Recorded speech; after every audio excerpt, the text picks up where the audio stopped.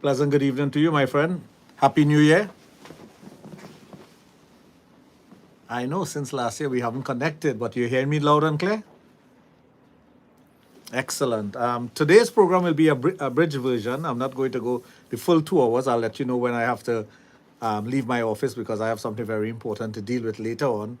But at least we're starting Sexplosion. We're starting off the new year, first Friday in the new year. We're going to get going with information, education, and of course, entertainment. So, Sexplosion is all about that. How was the holidays for you?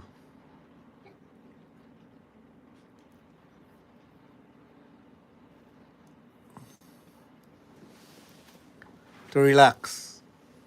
Well, sometimes we need to do that. We need to have a little introspection. Well, I know you love doing that. Unfortunately, I didn't have that pleasure to spend time with my grandchildren, but we did spend time on computer, talking to each other and through the cell phone and the computer. So it wasn't the same, but it was something. Well, the new year started, and we know Carnival is in the air. And of course, with Carnival in the air, there's a lot of things. I want to ask you a question. Why do some of the bands and well, not some of the bands, I think most bands hand out condoms during Carnival? When do people have time to stop to have sex? No, but I wonder why. I think if somebody's going to have sex, they're going to walk with a condom. That's just the case.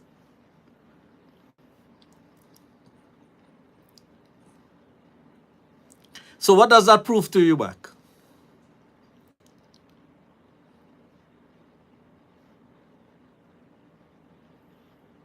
Well, it proves that sex is part of Carnival, right? I think it's going to be very crazy, and that's why we'll start off our program discussing that in a bit.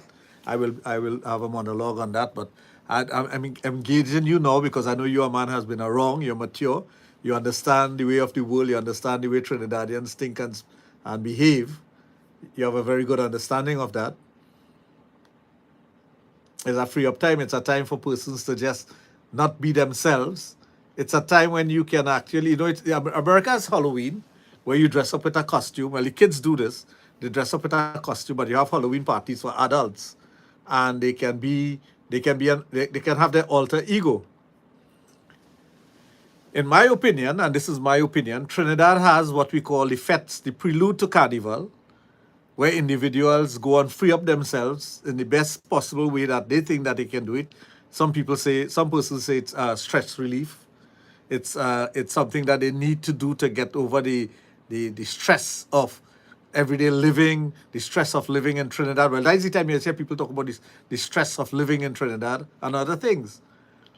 But it is to me using an excuse to do what the hell you feel to do during that period of time between between Christmas to Carnival.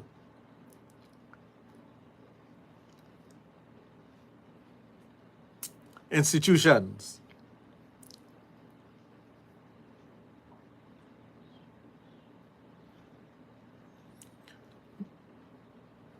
Well, we all have this desire to let our hair down. Well, some of us who are bald can't do that. But we all have this desire to be free and to free up ourselves and to show a certain image of ourselves out there. But Carnival is an excuse to do it. It is creating a time of the year. Now I'm not knocking Carnival. I don't want anybody to say Dr. Raj don't like Carnival.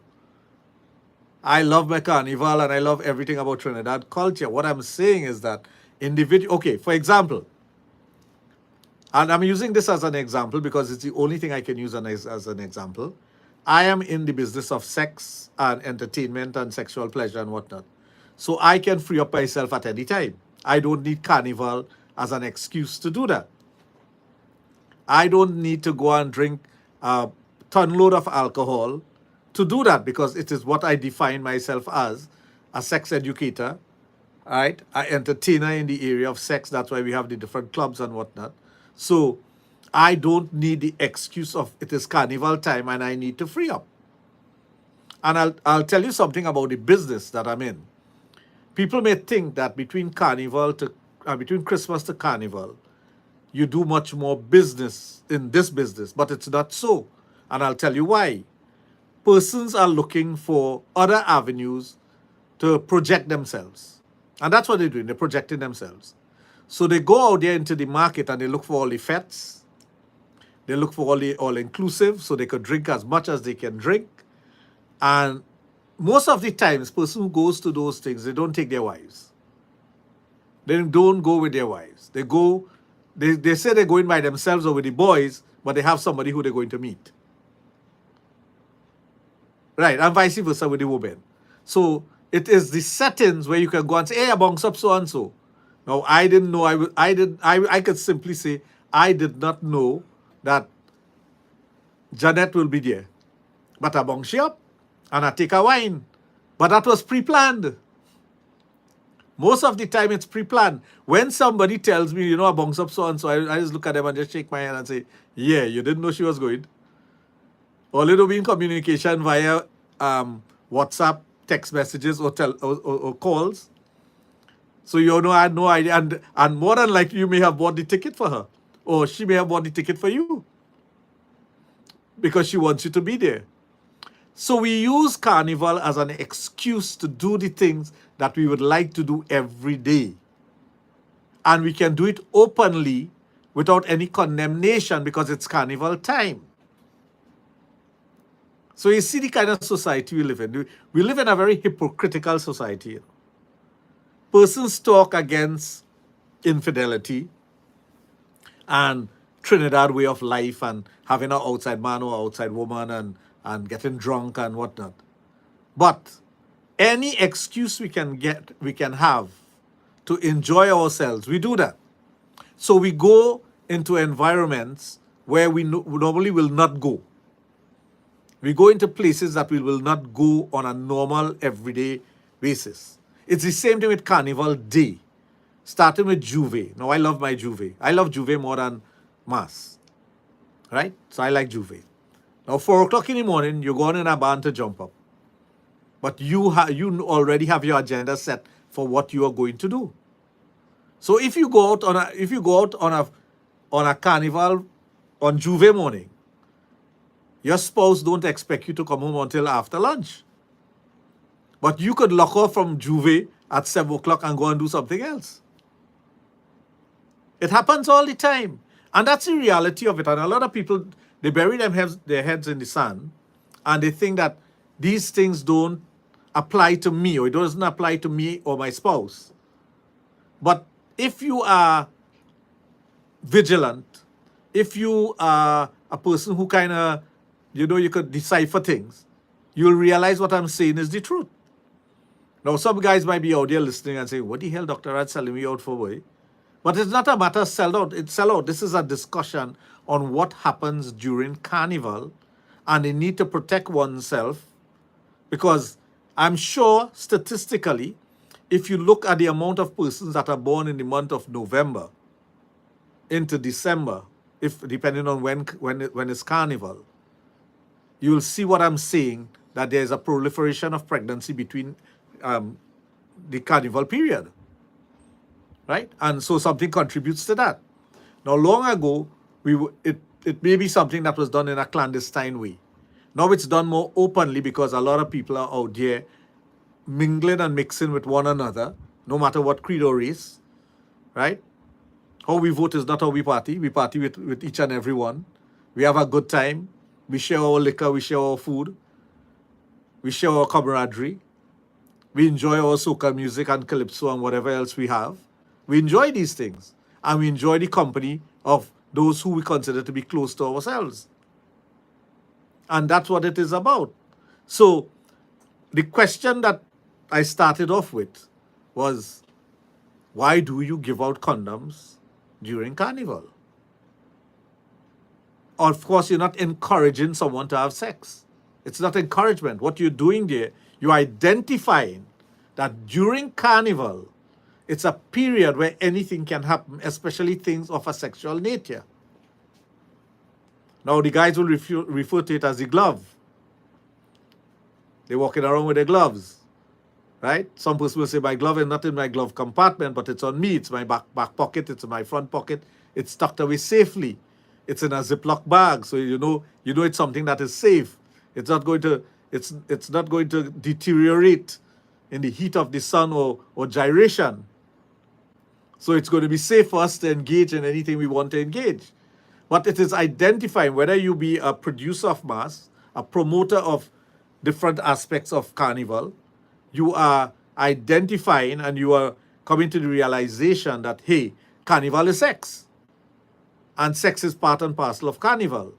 So unless the authorities start looking, and when I say the authorities, I mean persons who supposed to have more knowledge, and they're talking about these things, and they come to the consensus that we as a society needs to understand that these are the things that takes place. Now, there are some who will condemn carnival because, you know, they'll consider carnival to be carnal. Yeah, it's lustful. You're looking at all these women in their bikinis and strings and whatnot, and the women looking at the guys in the next to nothing. Everybody's going to the gym to try to look better for the next two months or so. It's even less now because it's less than 2 months, maybe 7 weeks for carnival. So we are gearing ourselves up for this period of revelry. And I want to use the word revelry instead of anything else. But the fact remains that in this period of revelry, things can go wrong. And when I say things can go wrong, I'm looking at things from a sexual point of view. The things that can go wrong from a sexual point of view are twofold: STD, STIs, or pregnancy. Well, the pregnancy will not affect the guy, but the STD, STI is one that will affect both partners, the male and the female. So if the male transfers to the female or the female transfers to the male, it's something that is out there. And you have to be aware of that. So one of the things, instead of just giving out condoms, one of the things that we need to do is to let the general public know of the dangers of all the STDs that you have out there. Because when you're inebriated, when you are having a good time, the things that you may do with your fingers or the other parts of your body, you may not do it with a sober head.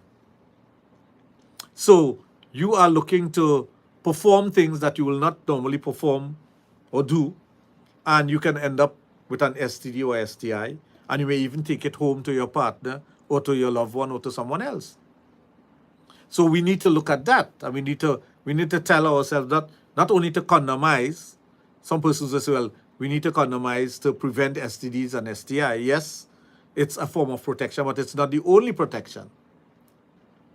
There's a female condom out there that women should be working with also. There's certain things that you need to be aware of, especially if you are going to engage in such behavior with a stranger. And let's face it, we have persons who come to Trinidad for the revelry and for the sexual sport. They do come for that. And we know that. We know that there are men and women who come for that specifically. So, like anything else, we need to make sure that we have our head on before we engage in anything, and be aware of our surroundings. I'm not talking about personal protection here alone. I mean protection from the criminal activities, but personal protection. Be aware of your surroundings, who you are engaging with. Because no matter what, I remember, well, you know, our good friend, Junior Saldana, he would always talk about an incident that he witnessed one Juve morning where these guys, a gang was walking through Port of Spain, and they surrounded this one young lady, and you know what they did with her, right? They had fun. And there was nothing anybody else could do because it was about 20 guys. But they actually set out to do things like that. So they are the criminal minds also who will want to do those things. But we know from a sexual standpoint, once you are aroused, once there is something that is going to excite you, whether it be the music, and you know soca music is very sensual and sexual, very suggestive. And it is our culture, it is our way of expressing ourselves, as saying the things we want to say, right? Calypso is one of the things that we use in society to judge society and also to give a commentary on society. It's something I love also. But the mere fact that you're out there having a good time with the alcohol in the system, and it may not even be alcohol, because sometimes you could get high off the music. You know, music can get you high. Right.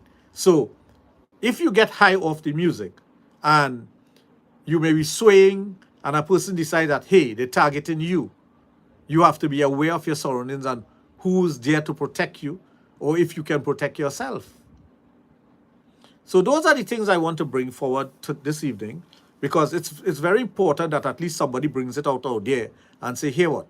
We need to make you aware of the things that can happen to you. We know you are in a situation where it can become sexual. We know it's sensual in behavior. It's very suggestive. But at the same time, be aware. So one of the things that you need to do to protect yourself is to make sure you go with people who you trust. And even engaging with others, if you find that, if I tell persons, once you're getting a bad vibe about something, move away from it. Stay away from whatever is giving you that bad vibe or that negativity. Because once you're getting that, it's your instinct that is warning you that, hey, this is not a safe situation and you can end up in problems. So your instinct is the one that is going to be warning you that, hey, don't engage. Don't get into something that is going to cause you hurt, cause you harm, cause problems for you later on. So the minute you feel that, the minute you feel threatened, find safe haven. And you must be aware of your surroundings where you could find those safe havens. Now, if a gang is approaching you and you see a couple or a group of individuals that has a mixture of male and female, you could go and be part of that group immediately. And you know, Trinidadians, we are very welcoming people, right? So we would accept you. You just come in and line with us and whatnot, and we may, a person might even figure out the situation and realize that, hey, this person needs some protection from whatever is going on. And we also need to be aware that if we are there with our wives or girlfriend or in a group and somebody seems to need protection, we have to reach out to that person also, right? That is one way. The second way is, once you are engaging in something that is sexual in nature, there are certain do's and don'ts you should inculcate within yourself, that I am not going to do certain things. For example, penetration without a condom, right? Or oral sex without a condom.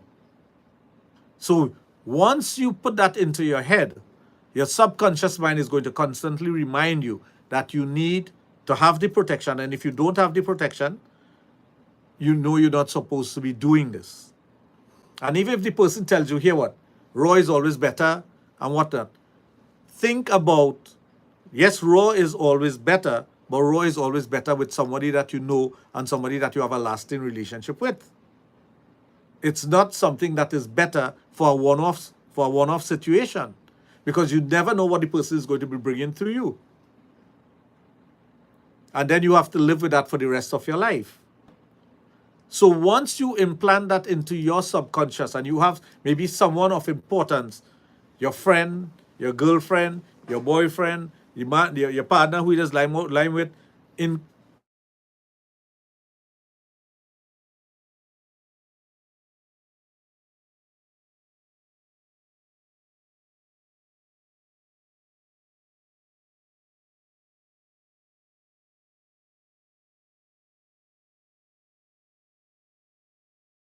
as long as I am not protected. So automatically your defense mechanism will kick in and it's going to protect you. That's what the subconscious mind is all about. So you have to program your subconscious mind in such a way that when you are faced with a situation and you no longer have control, the subconscious mind can take over and control things for you and protect you. And that's something we need to understand within ourselves. How much of us, it's like a person who walks around with, let me say, marijuana. Even though he's high, he know he can't go and stand up in front of a policeman and smoke. Correct? All right. So you know you need to find a secluded place where you wouldn't get into trouble with the law to enjoy your marijuana. It's not Amsterdam where you could actually walk up to a policeman and ask for a light. This is Trinidad and Tobago. All right. So everyone who does marijuana knows that I can't just stand up in front of a policeman and drink and smoke my marijuana. I'll be warned, it might be taken away from me, or I could be charged. Yeah, it's breaking the law. Right? Well, when I mean warned, the policeman might be somebody who's, doesn't want to create any issues and want to say, Bread's out that thing now, man. You know you're not supposed to be doing that. But go somewhere else and do that now. That's what I mean. You've been warned. So you get a chance. But if you are in a situation sexually, the warning has to come from whom? From within yourself. There's nobody there to tell you, hey, what?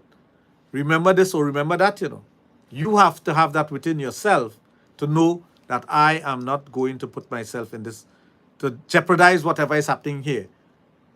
Right? Jeopardize myself with whatever is happening here and create a situation where I can end up getting an STD or STI. So programming one's subconscious is not an easy task also. But it has to do with your morality. It has to do with your value system. It has to do with what you consider to be your limits. And repeating those things to yourself and strengthening your inner being. So although you may be in a vulnerable position, it still comes out that this is protecting you and telling you, yes, you don't need to engage in this because you can harm yourself. That's what I'm talking about. Question is, how many of us can do that? How many of us has the capacity to protect ourselves, especially under the influence of alcohol or drugs? Because just as much as carnival is music and revelry, it's also alcohol and drugs. And you have date rape drugs that somebody could slip into your drink. And one of the things that I always warn ladies of, you go to a bar to lime and a man offer to buy you a drink, make sure you watch the bartender pour the drink. Go with him. Don't let him bring that drink to you. Right? If it's a waitress doing it and whatnot, you still have to be aware. Right? And one of the things that you do is don't just gobble down your drink as soon as you get it. Because be aware of your surroundings, watch how the person is acting, listen to what they're saying. So, but going to the bar and making sure that the person who pours the drink and it's handed to you is one way to protect yourself. And it's something that all young ladies should have as a second nature whenever they're going out. Because you don't know if there's collusion between the person who is pouring the drink and the person who is talking to you. You don't know that. And don't assume that there's no collusion. Assume there is. Because it's your protection that we're looking at. Always assume that there could be some collusion between the person who is ordering the drink and the person who is behind the bar. But let's put that aside. Let's say there's no collusion. You don't want the person who is ordering the drink for you to touch your drink. Right. So when you're out there now in this situation where you're having fun, out in the public, you're drinking, you're dancing, you're jumping up, you're having a good time, what happens? Somebody will offer you a drink and you'll take it and drink it. You might be not high as yet, you might be high off the music, but you're enjoying yourself so much you don't mind taking a drink. Again, be aware of what the person is doing. If that person turns their back to you and they pour any drink in front of their chest or belly, be aware. Watch what is going on. And the only way we could do that, David, is to make sure you have inculcated that within your own mind and not to be so trusting of others, especially strangers, that I am going to let that person do this. And it works in the reverse also for the guys with the women also, because there are women out there who may be drugging you for the man to come and rob you. These are all the things that we face in society now, You may see a beautiful young lady who is giving you the time of the day and you're studying saying, boy, my luck changed, boy. This is the right fit for me, boy. All them other fete I went to, I can't pick up a woman. This is the fete I picking up a woman. And all of a sudden, she's spending time with you, flirting with you. Well, of course, giving you the wine of your life, right? Offering you a drink. Say, I'll buy a drink for you, man. Well, wait till you like to drink. And you as a guy accepts the drink and thinking that, hey, nothing could go wrong here. And she have her fellas watching you until they get you into a secluded area and they rob you. So you understand, these are the things that can happen. People use sex for many different reasons. And when I say use sex, I'm talking about not sex in the form of copulation, but sex in the sense of sexuality. You know, they use sex in videos, in movies, in anything that you go to, in advertising. But they can also use sex for robbery and rape and other things. Home invasion. Somebody might be saying, okay, well, they're targeting you because they know who you are. You're drunk like a fish and they say, well, don't worry, we'll carry you home. You're going home with them, right? You open the door, thinking that you're safe now, and they're walking into your home. You have brought trouble into your home. So those are the things that you have to be aware of. It might sound silly, or it might sound like something that nobody ever brought up before. And why is Dr. Raj bringing this up in the height of our revelry to put fear in us? It's to make you aware. It's to make you aware that these are the things that can happen to you, and you can end up in a lot of problems if you allow yourself to let your guard down and you have not inculcated within your mind that these are the things that I need to do to protect myself. And that's what we have to look at as a society. That's how, you know, sometimes they say, be your brother's keeper. Right now, I'm being my brothers and sisters' keeper.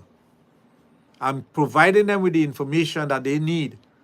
So when they go out there, they will not be doing things and not be aware of what's going around or what's happening. It's like when I go to eat outside, if I go to a restaurant, my back is never to the door, you know.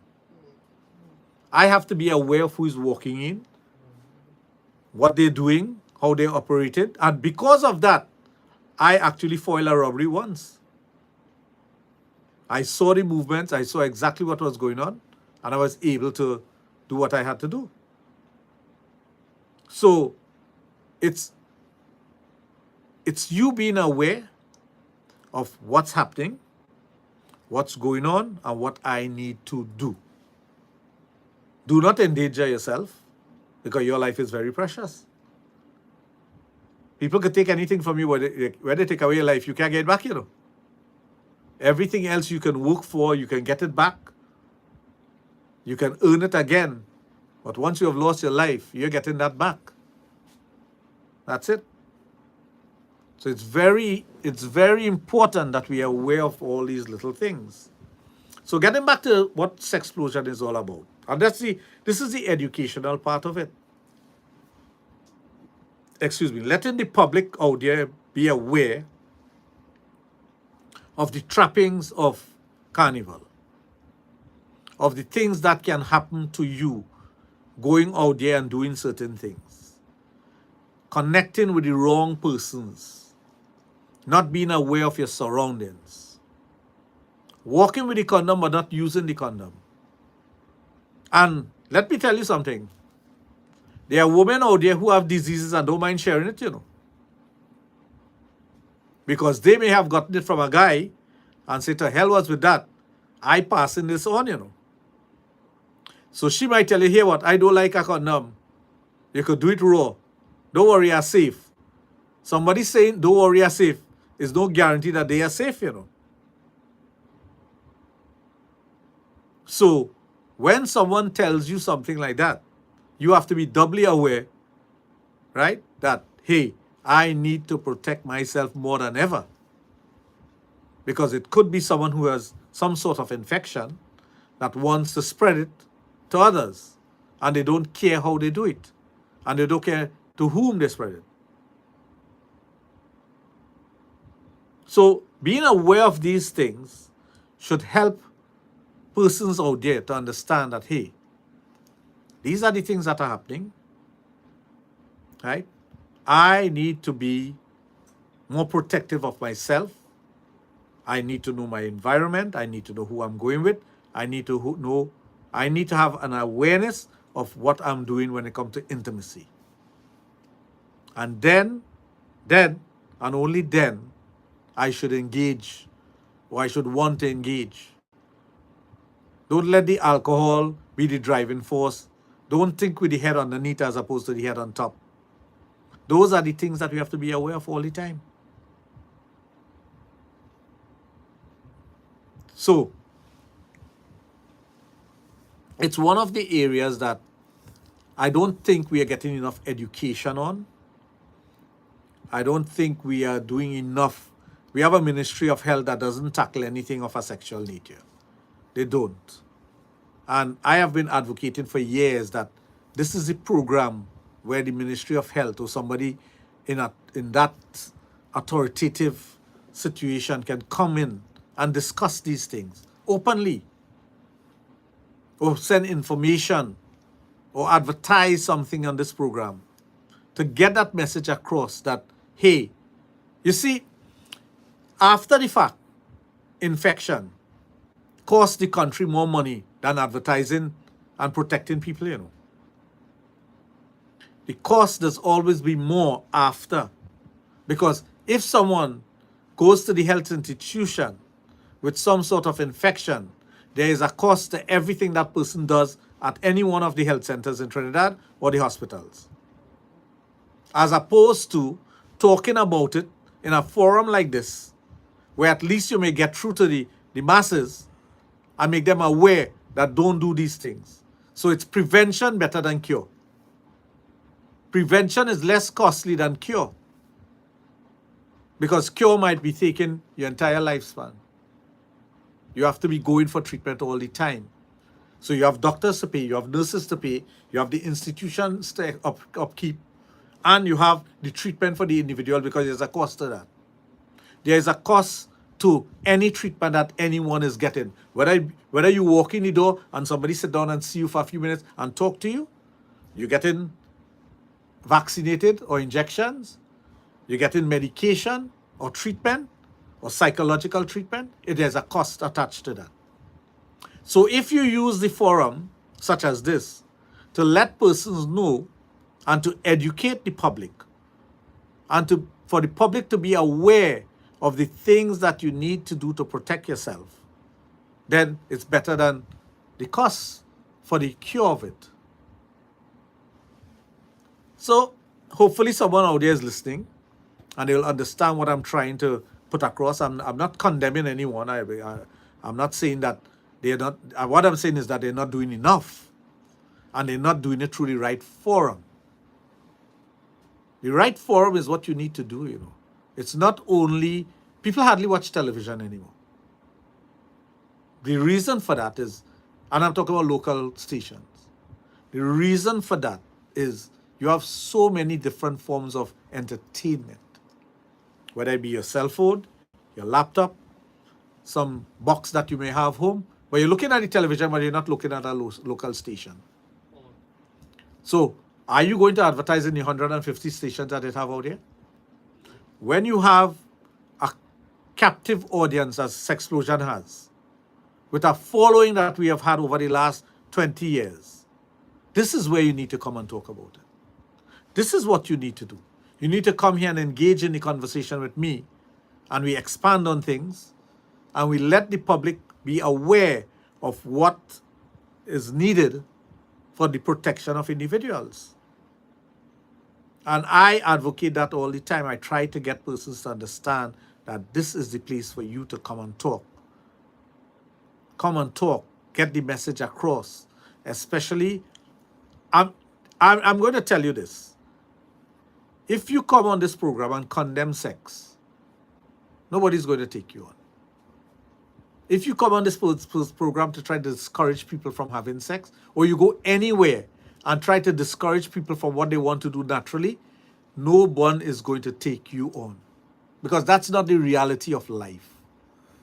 Anyone who preaches that will only reach a minuscule amount of the population. Ask any of the pastors if they're truthful out there. What is the size of their congregation? And how many persons in their congregation that they know of that are not engaging in sex? They might tell you everybody, but we know that is not true. We know that is not true. So if you go to tell people, the populace out there, that sex is bad, don't have sex, you're going down the wrong road. Persons are going to, they may listen to you about things that are financial, they may listen to you about things that are spiritual and God and whatnot, but they're not going to listen to you when it comes to sex. I'll tell you that. And I could tell you from my little surveys that I've done within my business of the amount of individuals who are deeply rooted in church and church life, but still engaging in things of a sexual nature. They haven't given that up. So, what are we going to do? Condemn it and say, it's not good, you shouldn't be doing this or you should not be doing that? We cannot do that because we're not going to get anywhere with that. We need to be honest and truthful to our audience. We need to let them know that these are the things that are the reality of life. This is the reality of situation. This is what's going on. And this is what we need to do, the actual things that we need to do. And once we've done that, once we have created that environment where there's an understanding, there's enough education, and not everyone understands education at the same level and in the same way. Not everyone can. So you have to put it in a way that across the board, persons understand what you're saying and they get the gist of it. Because listening and understanding is two different things.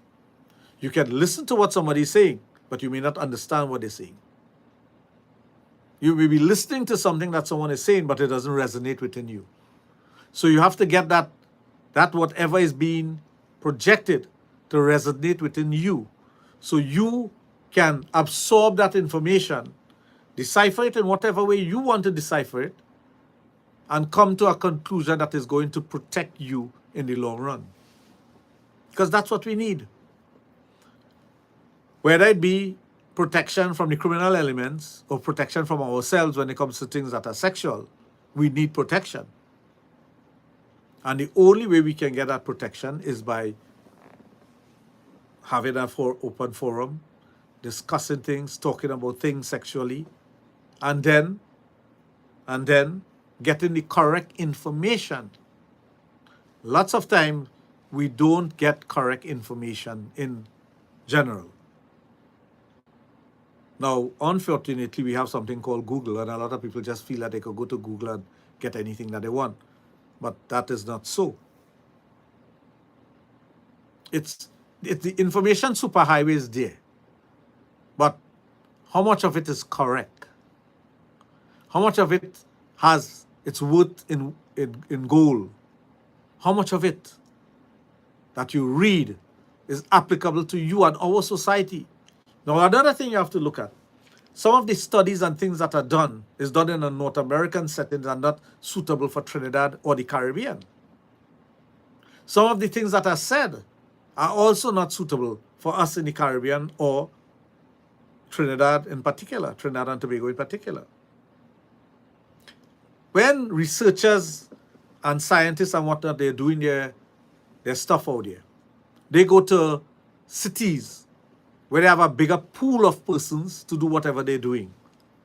And they extrapolate that information onto us in the Caribbean and say, this is what is applicable to you, but it may not be.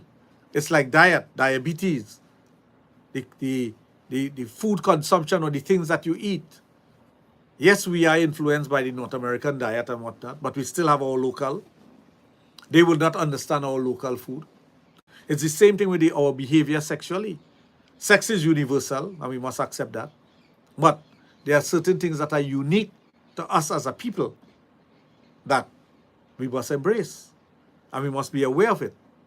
And we must understand in embracing that how unique it is and what we need to do to protect ourselves and using the model of Trinidad and Tobago. or the Caribbean.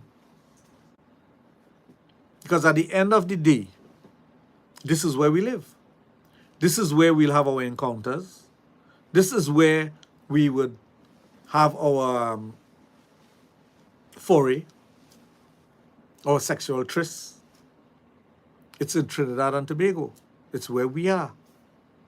So some of the things that they will tell you about that is applicable to North America or Europe, it's not America. It's not applicable to here.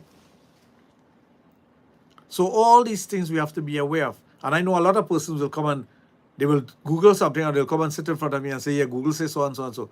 I say, have you ever tried to figure out if that's applicable to us as a people?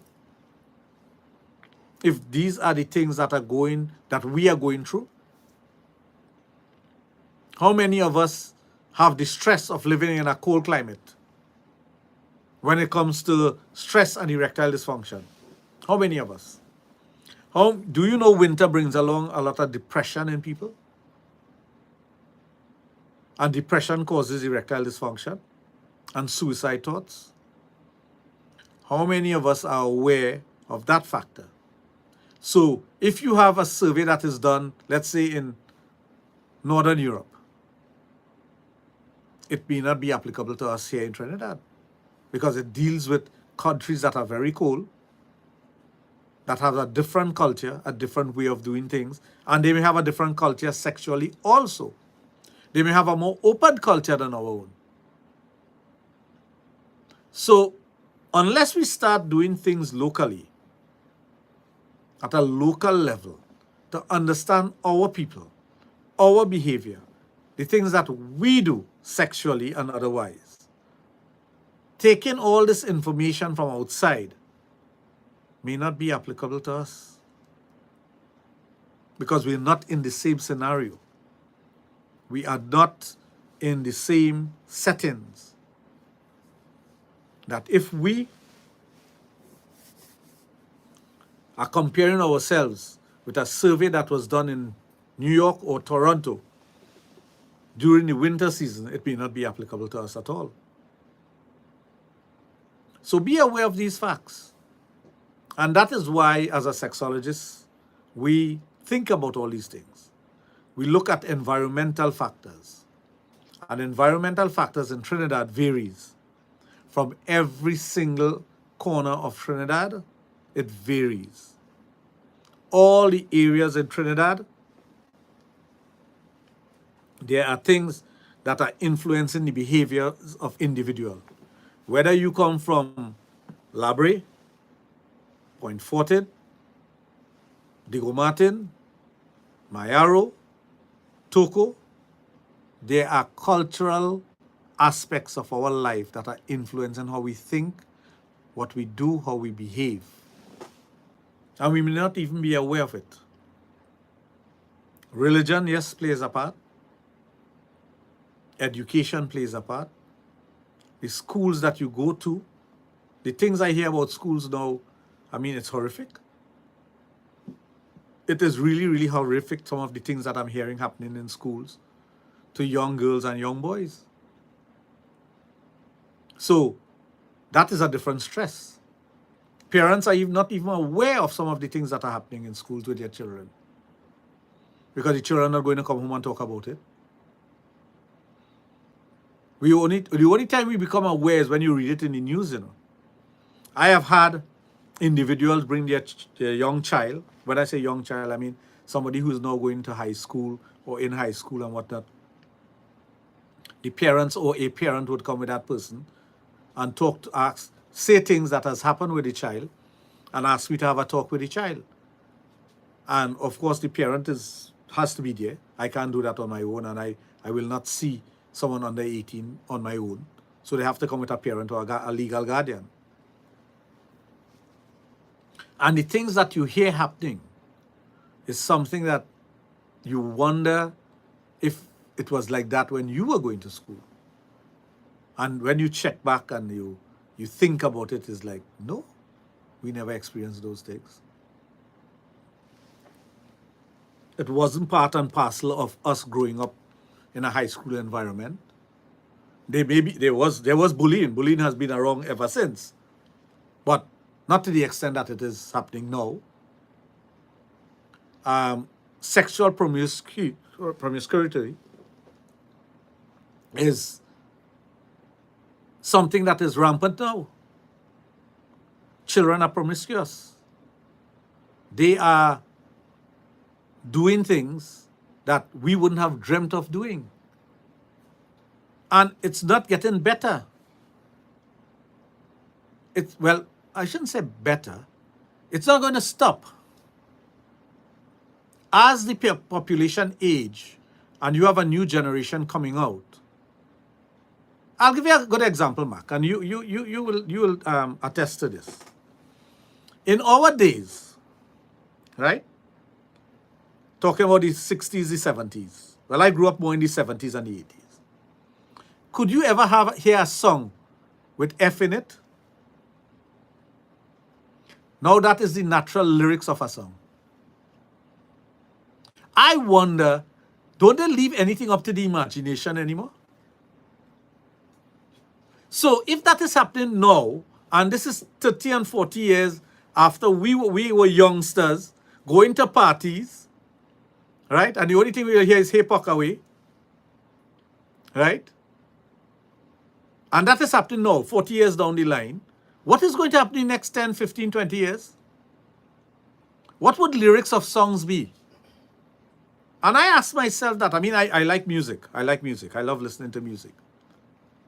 But when I listen to some of the lyrics of music now, I went to a reception not too long ago.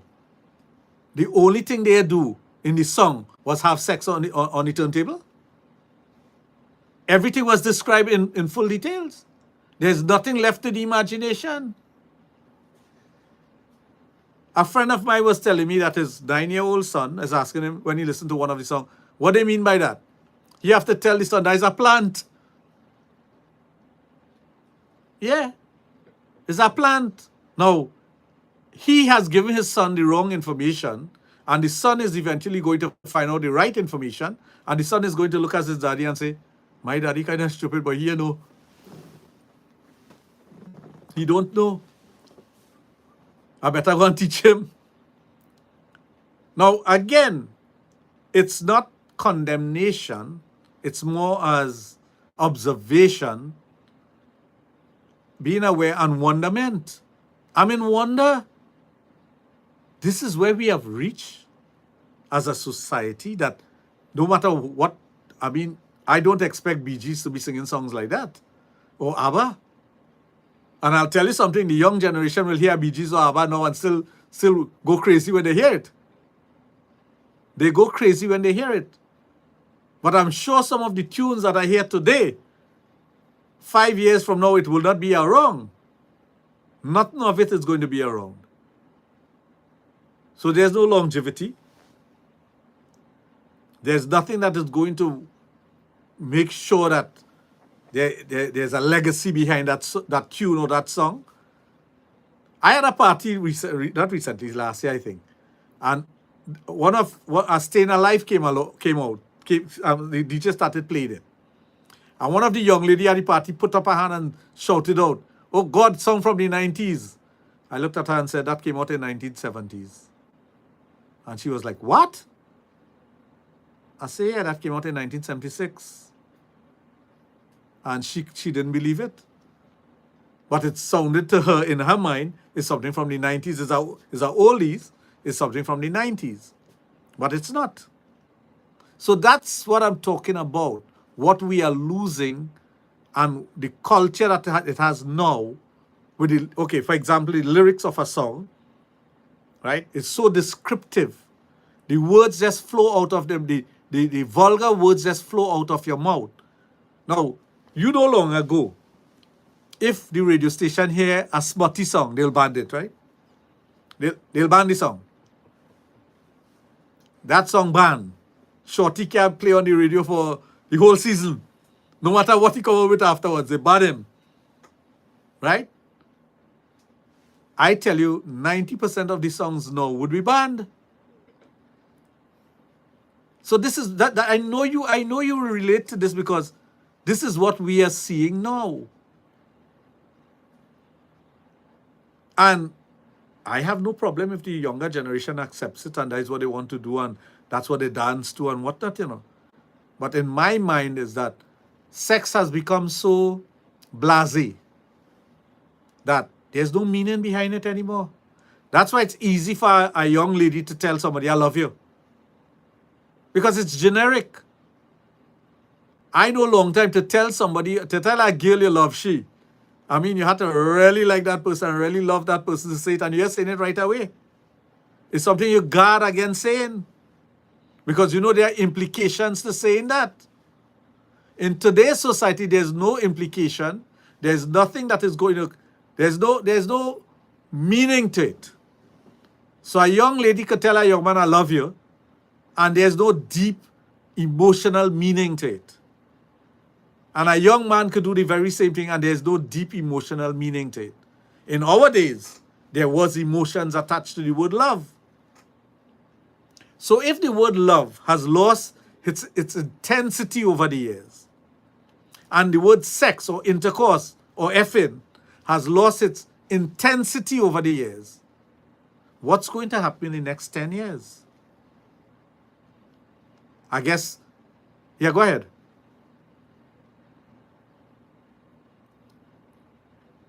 Well, we know that. That's why I could relate to you.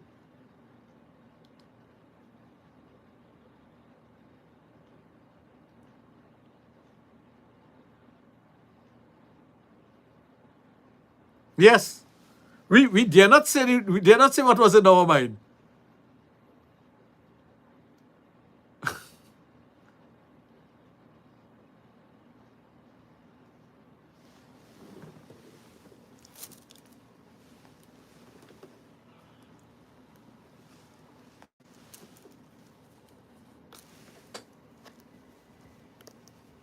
Environment.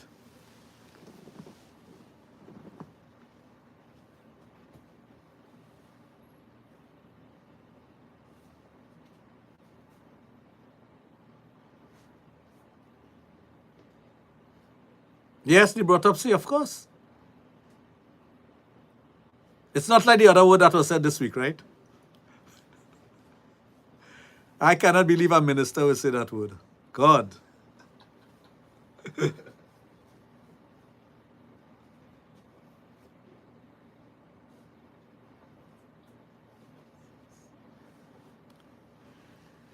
Exactly. A young man was asking me that question over the weekend at a party. How do you approach a young lady and get her to like you? So I am old school. I like to, well, I am old school. I mean, I'm not of the younger generation. And we're giving him pointers, me and some other guys. And he said, no, that doesn't work now.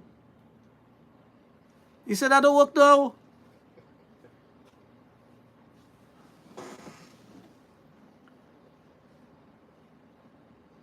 They want you to be raw and disrespectful. I want to dig you up.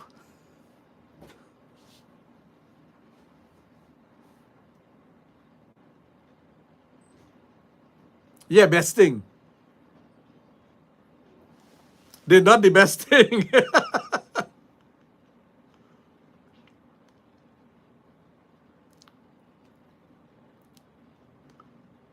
You have a nice shoes, them have a slippers and a socks.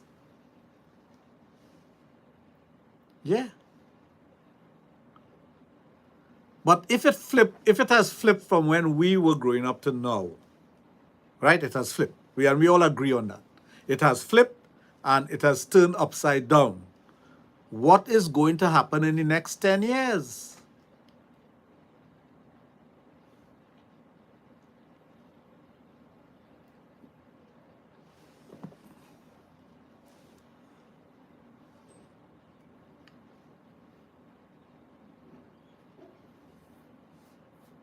Right. Yes, you're right. You're right. And you saying 5, I'm saying 10, but I in my mind is 5. Right? In my mind is 5. But I just want to be conservative and say 10. Right. So, we're looking at a society that is degenerating, for the want of a better word. We are going on a slippery slope where we cannot come back from that. No minister of social development, no minister of education, no minister of anything could change that. No prime minister could change that. No political party could change that. That slope has gone, right? So what do we do as a society? How do we handle this? And I'm genuinely asking the question, you know. When you have a nice, vivacious young lady coming up to me in a party, I said, Dr. Raj, I think sex is overrated, you know. So I look at her and say, overrated in what way? She said, sex is overrated. You need that. I could take my vibrator and do so, and ting, and I good to go. When you have a mother telling you that a 12-year-old wants a vibrator, I'm serious, you know. A mother is coming to you and telling you that a 12-year-old wants a vibrator. How do you handle that? I mean, I handled it, I think, in the best way I could have. But come for a recommendation for a 12-year-old. And now think about it. A 12-year-old having that conversation with her mother.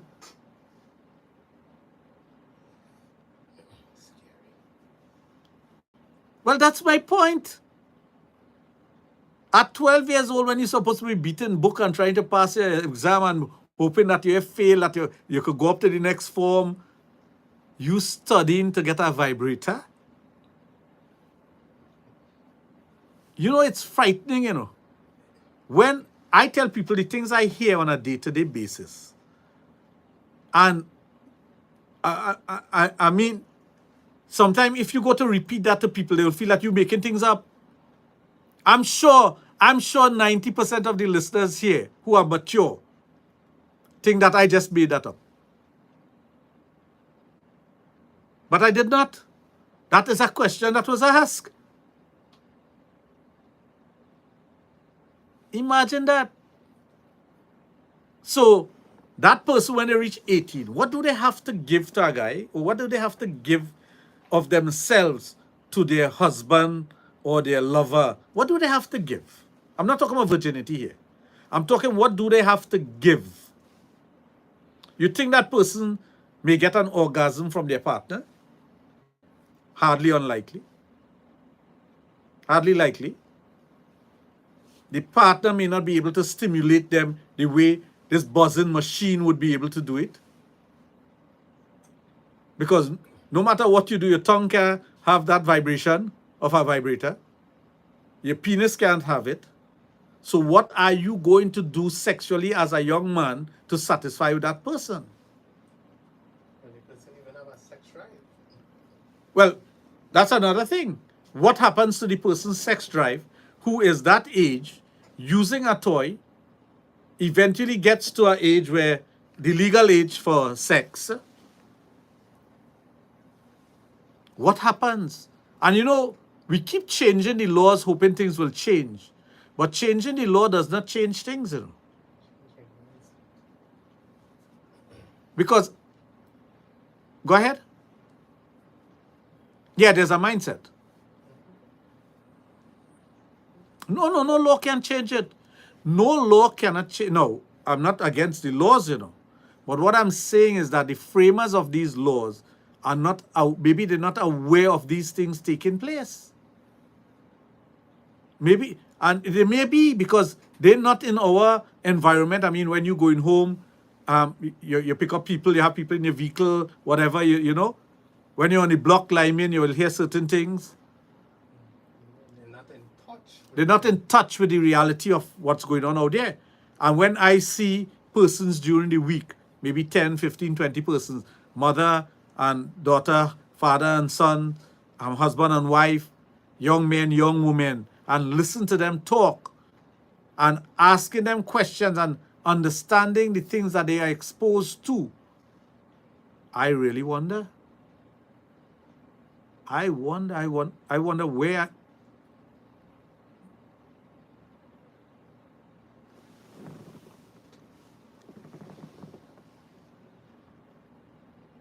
Well, right, that is the amazement.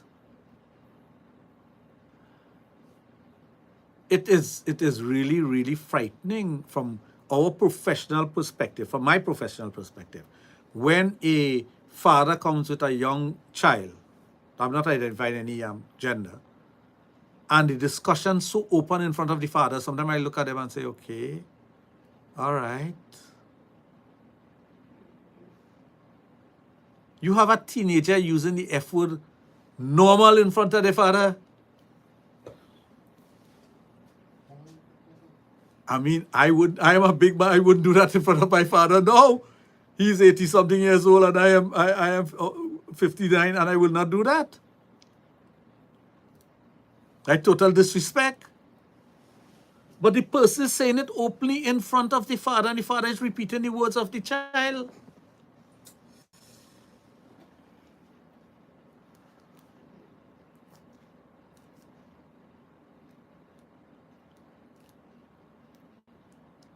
Well, that is what I've come to realize after dealing with a number of individuals over the last, not individuals, but parent-child combination, parent and parents-child combination, and listening to the things that they have to say, the things that they're projecting to me. I am of the opinion that, hey, the world gone mad.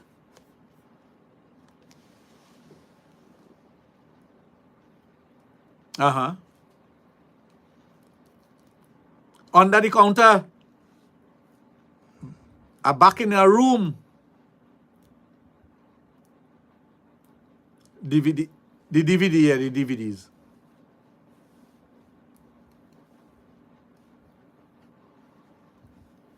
Eh.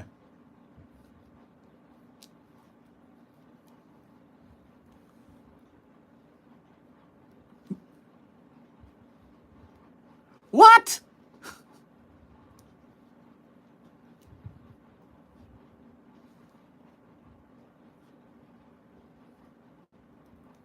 He shows porn to his underage children?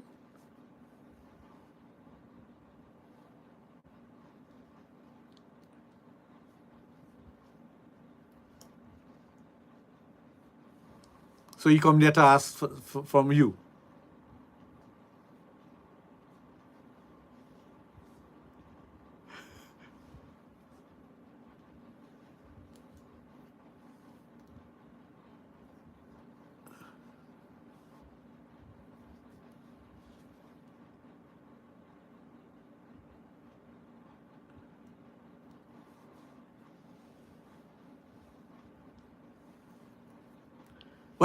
But he should share that with you.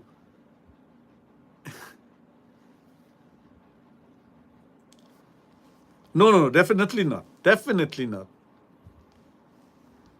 Uh-huh.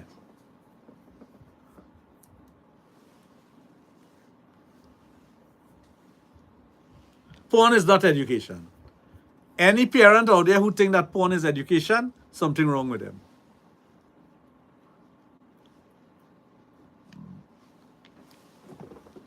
If a man comes into your video shop and say, hey boy, you have any blues? I can get one.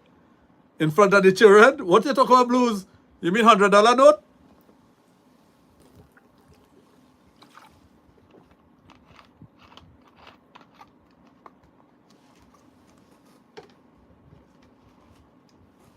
Come back next time, but don't come back with the children. Yeah, but how would you feel later on renting him something like that, knowing that he's going to engage his children in that? You can't be comfortable with that? No? Because that is going to beat your conscience. I mean, they have individuals who don't have a conscience, you know.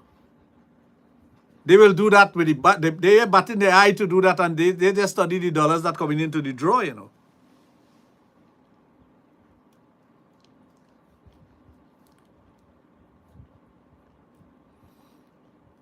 Right.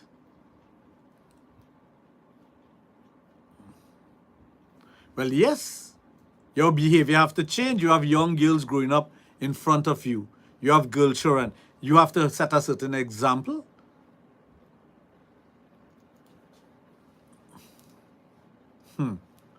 My God, that is the experience I wouldn't believe. Well, not I wouldn't believe. I know it happens, and I'm not doubting you for 1 second, but it's something could throw you off.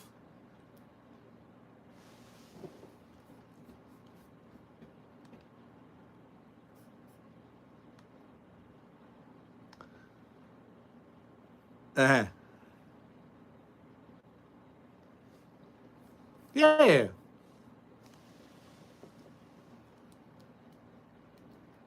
Yeah, or sometimes they say, you had the thing there. Or?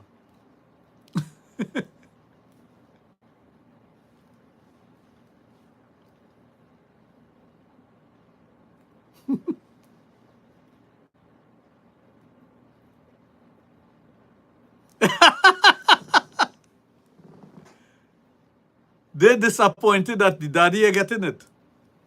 Daddy wants porn to show to the kids, and they are disappointed. The kids are there, and they are disappointed that they're not getting, you not giving it to them.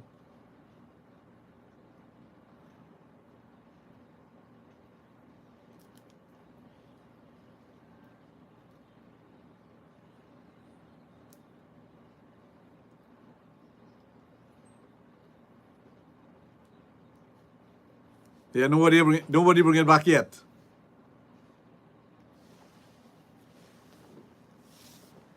Well, that's what I mean. Your conscience going to bother you because you know he's going to show this to children. Although it is his children, that can't make it right.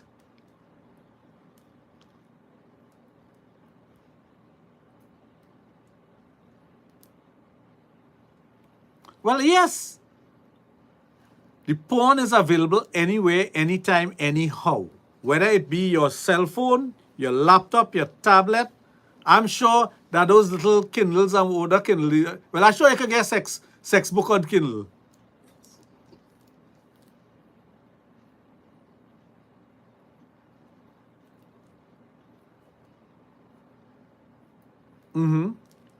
What we would call R-rated long time. Not X-rated, R-rated.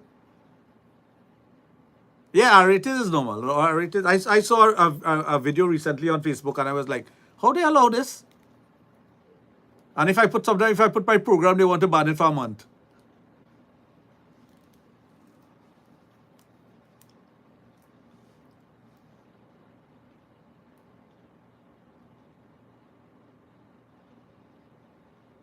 Yeah.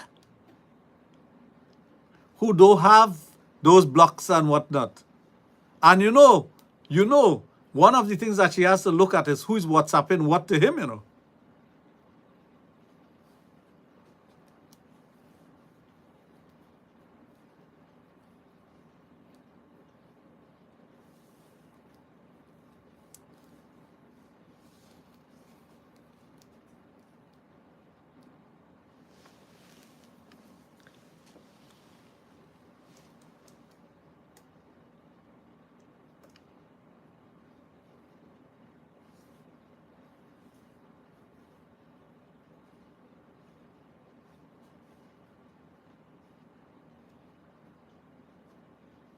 No, but I have to have the conversation when the parents and they come to me. Right. Right. Well, I cannot show emotions when it comes to that. I have to listen to what they're saying. But I told you that one threw me off with the son using the F word in front of the father. I like nothing. Like it was just flowing like how we were talking about a sandwich. And he's describing to me what a man tell he want to do to him, you know. It is not talking about pornographic material or things that are sexual. He is describing what somebody tells him they want to do to him.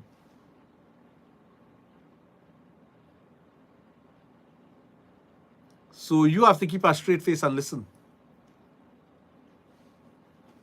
But it is what we are facing with. So again, we don't know what's going to come out this year. This year has just started.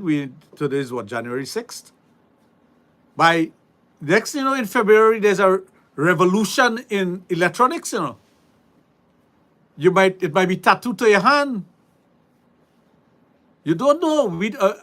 Here is the 25, 30 years ago, if somebody tell me everybody would be walking around with a phone, I'll tell them they're mad. That can't happen. That can't happen. The first thing we say, where they getting connection from? That would have been the first area of the conversation. Where they getting connection from? How they get, in our days, telco you have that. Telco can't do that. Right? Now everyone has this device in their hand that they can communicate with anyone, anywhere in the world. No matter where you are. Right. And you have apps. Well, that's what I'm telling you. Correct. I remember a parent coming to me telling me her daughter shared some pictures of herself, nude of course, on a thing called Snapchat. And she thought she was showing it to her boyfriend, right, who would protect her. She was 13 at the time. And he shared it with his friends because he wanted to show them that this girl sending pictures of herself naked, right? And he getting ranks for that. He don't care about the girl reputation. He, as a matter of fact, he might be thinking that 10 years from today I might marry this girl boy. He thinking that.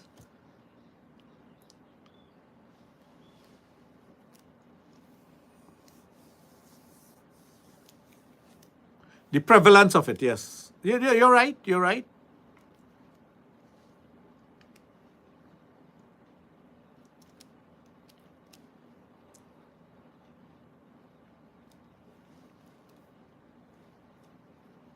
Can't keep up with them. You are right about that. That's another thing that I've noticed. The young ladies of today will tell you plain, I want no boy my same age or around my age. They may know nothing. And they're telling you that. They don't know nothing. They don't know how to do things.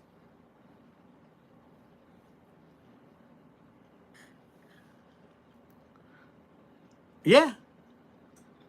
So they're leaving the guys in the dust and they continuing along their merry way with whatever they're doing.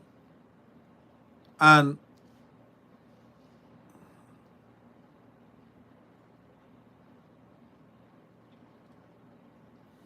yes, that you're right about that.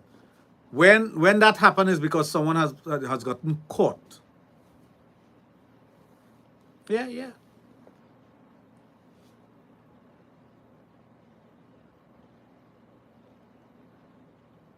Well, this is what I'm about to tell you. You have to be so aware of these things. That is why if a parent not there, I don't want to hear what you have to say. You know? Once you're under 18, I don't want to hear what you have to say. Make sure your parent is sitting next to you. And once the parent says it's okay for you to talk, you talk. But other than that, you cannot come if you're 17 years, 364 days, and 4 hours old. I'm not listening to you. Yeah. Because you could be set up very easily too. Persons can set you up very, very easily. And you end up holding the dirty end of the stick. So these are the things that we face, boy. It's not easy.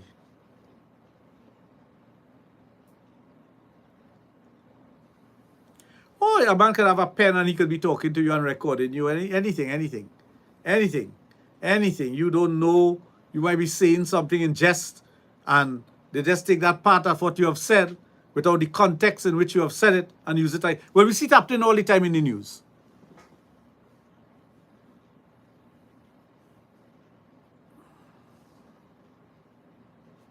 Well, everyone is an editor now, you know. Long ago, to edit something, you have to be an expert in that field. Well, you will know from having, you remember when you had the video club, you had a splicing machine? Right? Of course you had. I had a video club too, so I know what I'm talking about. Right? And I can relate to what you're saying, you know. Right? Right. Right. Well, correct. So, it used to take time and effort to do that. Now you could do that in 2 twos lying on your bed. Yeah? It's like when I used to be a photographer in my teenage years, taking up pictures in wedding and whatnot, going to the studio and developing the film, right? That was painstaking work in a dark room with chemicals. You have to bathe the I forget the name of it now, right? Not the negative, the positive. You have to bathe it and then hang it to dry. Now you're doing that. Everything is digital. Everyone is a photographer now. Anybody could do photography. The phone is a device, and you could be the best photographer in the world. I still old school though. When I say I like to use a SLR camera, although it is digital, I still like to do certain things. But it has become super. It's like, do you remember? I remember in the 90s when we were building our house. From the typical dirt house and whatnot you had, going to a concrete house. And this guy came to do the plumbing. And he would have something called a die cut and a vise. And they'll hold the pipe and they'll thread the pipe with the die cut. And they'll screw in everything and make sure it cut precise, that when it fit on the wall, it a half-inch off, you know. It fits precise. So you had to be an expert in angles and all these things. Know how to cut the pipe, thread the pipe. When plastic pipe come out, and everybody became a plumber. Stick and roll. That is all you do. Cut, stick, and roll. So everybody became a plumber in the 80s. Plastic pipe came out, plastic elbow, plastic tees, plastic pipe itself.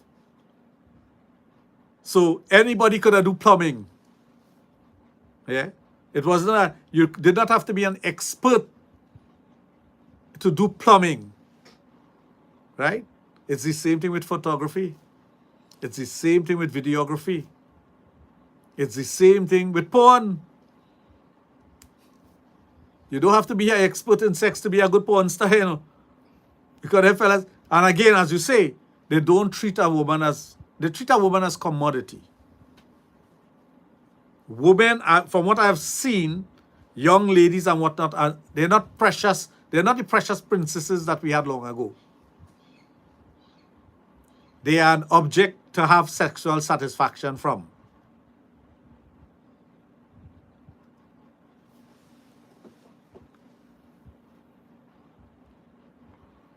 Well, I could give you that point today. Today, young ladies tell me, I don't wear on them dotishness called lingerie. I don't have that. But if you see the top she have on, is a piece of strip across your breast. So I ask her, I say, when are you more exposed? Are you more exposed with this, what you have on, or with a lingerie? She said, well, I guess like this. I said, but aren't you going out in public with this? And when you have any lingerie, you're in a bedroom? So how could you say the lingerie is disgusting? And that's what's her words, you know. To wear lingerie is disgusting because it exposes too much of me. But when you watch what she has on, 3/4 of her body is exposed. Where's your logic? My question to you is, where is your logic? So, you know, these are the things that we have to look at in society. And these are the various institutions that we have to, when I say institution, I mean looking at the children and the parents and whatnot. These are the institutions that we have to be aware of. I am sure you could get a lot of horror stories from teachers. I'm sure about that. Well, that is exactly where it will manifest itself. It's not going to manifest itself in your home because you'll have rules and regulation in your home. But everything is manifesting itself in the school, the behavior, the things that they're doing on the sidelines, right? I'm sure rape is taking place in high school like that. I am sure people are indulging in sexual illegal sexual activities because one might be 15 and the other one 11. I'm sure that is going on, but we don't hear about it because you know why? Do you know why we don't hear about it? Because we don't want to hear about it.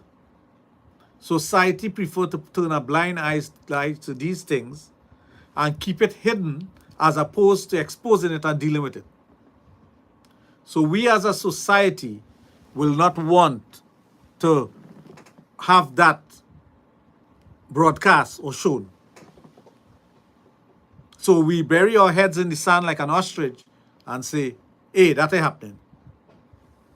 But I am positive if you talk to teachers, educators, persons in society who are out there, they will tell you that there's a level of behavior that was totally unacceptable by us growing up and our parents growing up.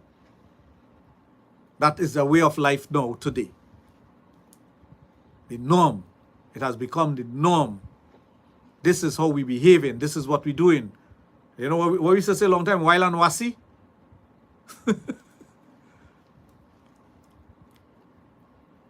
Well, it passed while and wasi.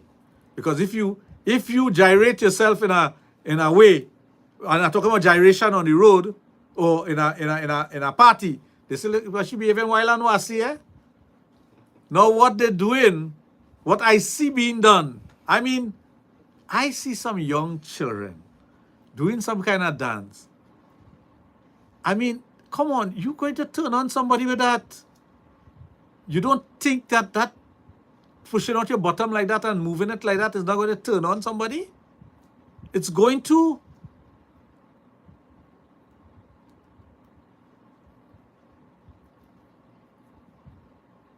That is my point. It's willfully done and it is encouraged by an adult, whether it be a parent, a aunt, a uncle, a tanty, and then it is encouraged. Yeah, show them how we just work. Are you serious? Your 12-year-old child, you want... Well, of course, you know when a child reaches in their early teens, they become a little shy and reserved and conservative, and they don't want to mix and mingle. But before that is when the wild time is, you know. The wild time of a child is from 8 to about 12, you know. And that's when they behave wild. Because when they get 13, they don't want to go with the parents anymore. They don't want to be seen with the parents. They're more reserved. They're in a room, right? They don't want to be out there. So the parents are indulging those who are between 8 to 12, or maybe younger to 12. Because after that, the child is not going to behave as a puppet anymore of the parents, because they're getting their identity and whatnot. They may be doing things in a clandestine way, but they're still doing something, but they're not exposing themselves as they used to when they were, but they already done that. And there's a video of it circulating somewhere about the place. There's a video of you dancing in a lewd manner somewhere out there when you were 10 years old. Because your tanty like how you're shaking up your waist and whatnot, and she filmed me, and she living in New York, and when she go back there, she saw 10 friends, and one of the friends say, that child looking nice, boy. Let me get a picture of that. You don't know. You don't know how people are thinking. So these are the challenges that we face. These are the things that we face on a day-to-day basis as parents, as adults in society, as responsible people, as professionals. These are the things that we have to deal with. Those are the things that you're hearing happening.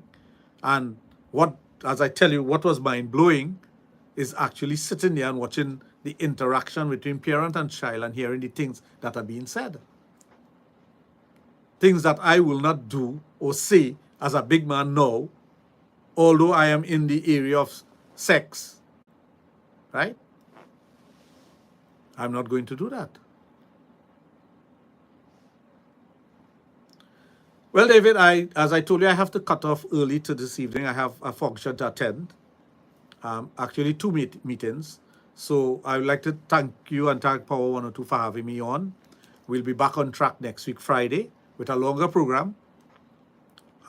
We had a nice chat, and I thank you very much for participating. Yeah, I really appreciate it, because you have lent a lot to today's program. your knowledge and whatnot. So I must thank you for that, and I look forward to the next week's program and maybe a little interaction, and we go on from there. So thank you very much for your time, and thank you Power 102 for having me. We'll be back next week. You too.